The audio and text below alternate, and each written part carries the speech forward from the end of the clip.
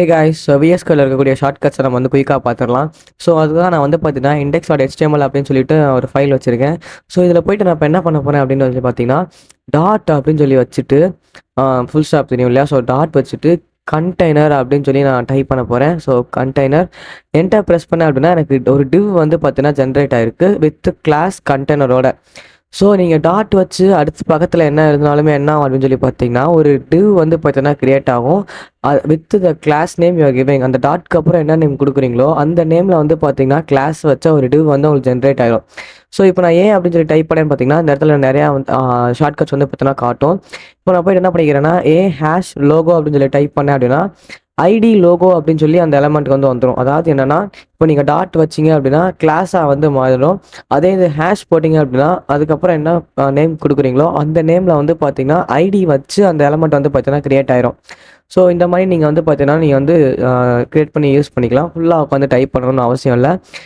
So அதே மாதிரி இப்போ நீங்கள் லைனை செலக்ட் பண்ணணும் அப்படின்னா ஈஸியாக Ctrl+L ப்ரெஸ் பண்ணிங்கன்னா போதும். அந்த லைன் வந்து பார்த்தீங்கன்னா செலக்ட் ஆயிரும். அதுக்கு கீழே இருக்க லைனையும் சேர்த்து செலக்ட் பண்ணணும் அப்படின்னா Ctrl+Alt+Down ஆரை ப்ரெஸ் பண்ணிங்கன்னா கீழே இருக்க லைனுமே வந்து பார்த்தீங்கன்னா செலக்ட் ஆகும். அதே இது Ctrl+Alt+Up ஆரை ப்ரெஸ் பண்ணிங்கன்னா மேலே இருக்க லைன் வந்து செலக்ட் ஆகும். ஸோ இப்போ செலக்ட் பண்ண லைனை வந்து நீங்கள் மூவ் பண்ணணும் அப்படின்னா ஈஸியாக வந்து பார்த்தீங்கன்னா Alt+Down ஆரை ப்ரெஸ் பண்ணிங்கன்னா கீழே மூவ் ஆகும். Alt+Up ஆரை ப்ரெஸ் பண்ணிங்க அப்படின்னா அந்த செலக்ட் பண்ண லைன் வந்து பார்த்தீங்கன்னா மேலே மூவ் ஆகும். ஸோ இந்த மாதிரி நீங்கள் வந்து பார்த்தீங்கன்னா ஈஸியாக உங்கள் மவுஸை நீங்கள் யூஸ் பண்ணாமலே வந்து கீபோர்ட் ஷார்ட்கட்டை யூஸ் பண்ணி வந்து நீங்கள் லைன்ஸ் வந்து ஈஸியாக மாடிஃபை பண்ணிக்கலாம். ஸோ இது மூலிமா நமக்கு வந்து பார்த்திங்கன்னா டைமும் மிச்சமாகவும் எனர்ஜியும் வந்து பார்த்திங்கன்னா சேவ் ஆகும். ஸோ அடுத்த ஷார்ட்கட்ஸ் என்ன அப்படின்னு சொல்லி பார்த்தீங்கன்னா ஒரு லைனை வந்து டெலீட் பண்ணுறதுக்கான ஷார்ட்கட்ஸ் தான். ஸோ Ctrl+Shift+K ப்ரெஸ் பண்ணிங்க அப்படின்னா அந்த லைன் வந்து பார்த்தீங்கன்னா கம்ப்ளீட்டாகவே டெலீட் ஆயிரும். ஸோ Ctrl+Shift+K ப்ரெஸ் பண்ணிங்கன்னா அந்த லைனை வந்து நீங்கள் டெலீட் பண்ணிக்கலாம். ஸோ இதுவரை நான் சொன்னது எல்லாமே இந்த டெலீட் ஆப்ரேஷன்ஸ் இதுக்கான ஷார்ட்கட்ஸ் தான். ஸோ இதுக்கப்புறம் நம்ம பார்க்க போகிறது என்னென்னு பார்த்தீங்கன்னா ஸ்னிப்பட்ஸை பற்றி பார்க்க போகிறோம்.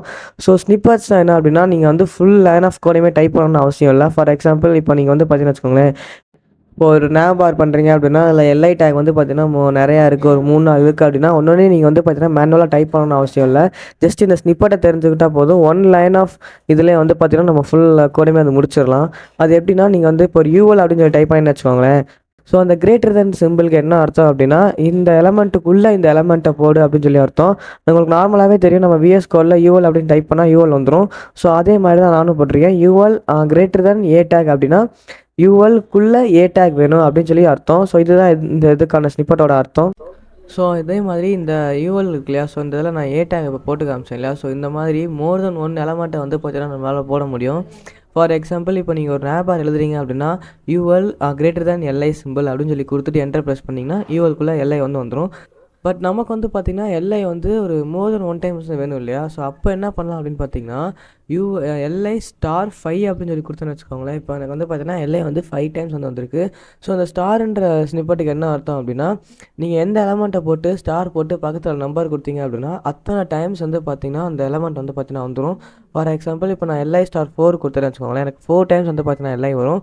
அதுக்குள்ளே வந்து பார்த்தீங்கன்னா ஒரு ஏ டேக் இருக்கணும் அப்படின்னு சொல்லி நான் கொடுத்துக்கிறேன். கிரேட்டர் தென் சிம்பிள் போட்டு ஏ அப்படின்னு சொல்லி கொடுத்துட்டு அந்த ஏ டேக் வந்து பார்த்தீங்கன்னா லிங்க் அப்படின்னு சொல்லிட்டு ஒரு கிளாஸ் இருக்கணும் அப்படின்னு சொல்லி டாட் வச்சு லிங்க் அப்படின்னு சொல்லி கொடுக்குறேன். இப்போ நான் என்டர் ப்ரெஸ் பண்ணேன் அப்படின்னா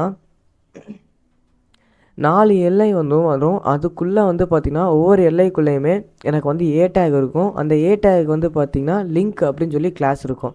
ஸோ நீங்கள் பார்த்தீங்கன்னா தெரியும், ஃபஸ்ட்டு எல்ஐ இருக்குது, ஏ டேக் இருக்குது, அதுக்குள்ளே வந்து பார்த்தீங்கன்னா கிளாஸ் வந்து லிங்க் அப்படின்னு சொல்லியிருக்கு.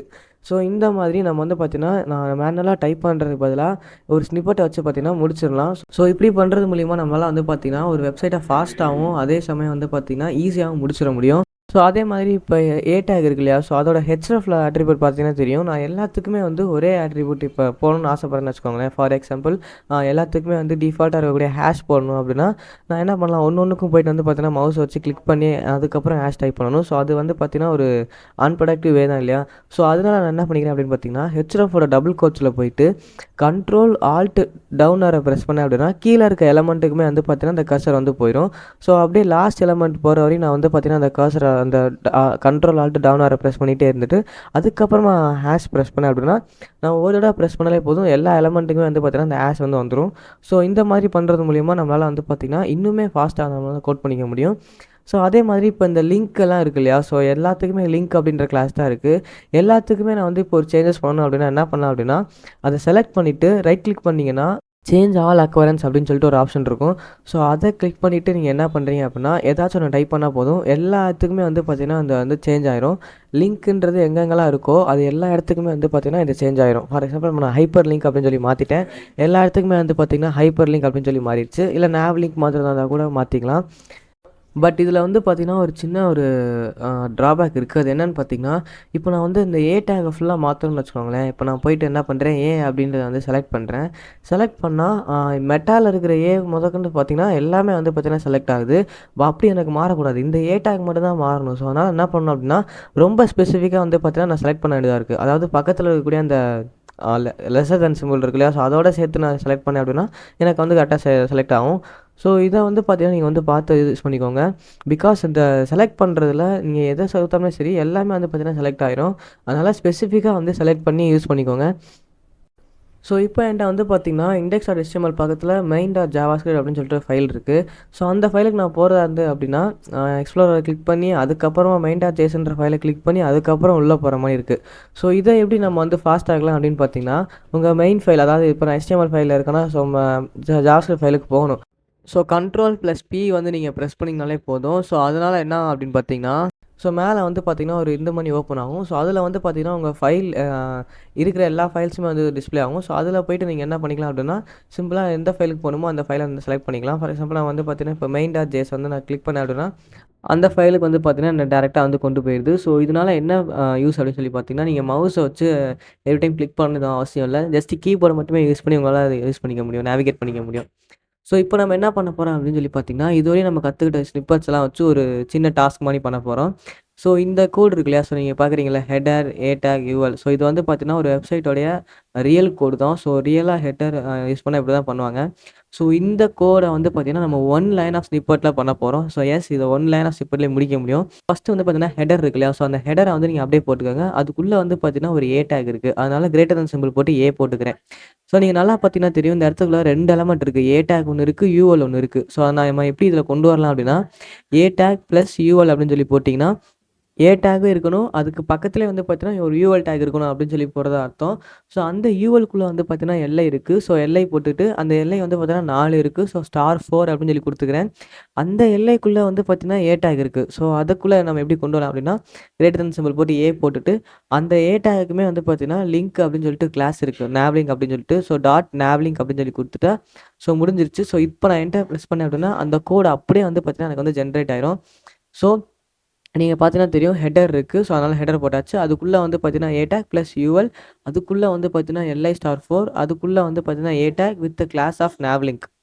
ஸோ, இப்போ நம்ம யூஸ் பண்ணுறோம் அப்படின்னா, என்டர் ப்ரெஸ் பண்ணால் போதும். எனக்கு வந்து பார்த்தீங்கன்னா வந்துரும். ஸோ, இந்த மாதிரி நம்மளால ஒரு இவ்வளோ பெரிய கோடை ஒன் லைன் ஆஃப் ஸ்னிப்பெட்டில் நம்மளால முடிச்சிட முடியும். ஸோ, அடுத்து நம்ம என்ன பார்க்க போகிறோம் அப்படின்னு பார்த்தீங்கன்னா, இதை ஃபுல்லாக நான் ஃபஸ்ட்டு டெலீட் பண்ணிக்கிறேன். ஸோ, நீங்கள் வந்து ஒரு வெப்சைட் கிரியேட் பண்ணுறீங்க அப்படின்னா, ஃபார் எக்ஸாம்பிள் இப்போ நீங்கள் லேர்ன் பண்ணிட்டு இருக்கீங்க அப்படின்னா, உங்களுக்கு டம்மி டெக்ஸ்ட் வந்து ரொம்ப ரொம்ப தேவைப்படும். பிகாஸ் ஒரு வெப்சைட்டில் இந்த டெக்ஸ்ட் கண்டென்ட்ன்றது தேவை இல்லையா? ஸோ, ஸ்டார்டிங்கில் ஒரு கண்டென்ட் இருக்காது. நீங்களா டைப் பண்ணிட்டு இருப்பீங்க. ஸோ, அதுக்கு பதிலாக நீங்கள் என்ன ரீப்ளேஸ் பண்ணலாம் அப்படின்னா, லோரம் அப்படின்னு சொல்லி ஒரு வேர்ட் இருக்குது. ஸோ, விஎஸ் கோடில் மட்டும்தான் அது இருக்குன்னு நினைக்கிறேன். ஸோ, லோரம் போட்டுட்டு என்டர் ப்ரெஸ் பண்ணிங்கன்னா, இந்த மாதிரி டம்மி டெக்ஸ்ட் வந்து பார்த்தீங்கன்னா உங்களுக்கு ஜென்ரேட் ஆகும். ஸோ, இந்த டெக்ஸ்ட்டு வந்து பார்த்தீங்கன்னா, ஐ திங்க் ஸ்பானிஷில் ஏதோ ஒரு லாங்குவேஜில் இருக்குன்னு நினைக்கிறேன். இந்த மாதிரி வந்து ஒரு டம்மி டெக்ஸ்ட்டு ஜென்ரேட் ஆகும். ஸோ, இந்த மாதிரி நீங்கள் வந்து உங்களுக்கு கண்டென்ட் நீங்கள் எடுத்துக்கலாம். உங்களுக்கு குறிப்பிட்ட அமௌண்ட் ஆஃப் கண்டென்ட் தேவை. ஒரு 100 வேர்ட்ஸ் வேணும் அப்படின்னா, நீங்கள் லோரம் 5 சொல்லி கொடுத்தீங்கன்னா 5 வேர்ட்ஸ் வரும். லோரம் என்ன நம்பர் கொடுக்குறீங்களோ அந்த நம்பருக்கு ஏற்றாப்புல வேர்ட்ஸ் வந்து வரும். ஸோ, லோரம் 250 கொடுத்தா 250 வேர்ட்ஸ் இருக்கிற ஒரு டம்மி பேராகிராஃப் வந்து பார்த்தீங்கன்னா வரும். ஸோ, இந்த மாதிரி உங்களுக்கு டம்மி பேராகிராஃப் வேணும் அப்படின்னா நீங்கள் யூஸ் பண்ணிக்கலாம். இதை வந்து பார்த்தீங்கன்னா, நீங்கள் ஸ்டார்ட்டிங்கில் மட்டும் தான் நீங்கள் யூஸ் பண்ணுவீங்க. மெயினான வெப்சைட் யூஸ் பண்ணும்போது எங்கேயுமே நீங்கள் வந்து இதை யூஸ் பண்ண மாட்டீங்க. லேர்னிங் பர்ப்பஸ்க்காக தான் மட்டுமே. ஸோ, அவ்வளோதாங்க கைஸ் இந்த வீடியோ. ஸோ, இந்த வீடியோவில் முக்கியமான ஷார்ட்கட்ஸை மட்டும் நான் சொல்லியிருப்பேன். இன்னும் நிறையா ஷார்ட்கட்ஸ் வந்து பார்த்தீங்கன்னா இருக்குது. ஸோ, அதெல்லாம் பற்றி நம்ம வந்து ஃப்யூச்சரில் பார்க்கலாம். ஸோ, நான் உங்களை அடுத்த வீடியோவில் பார்க்குறேன். பாய்.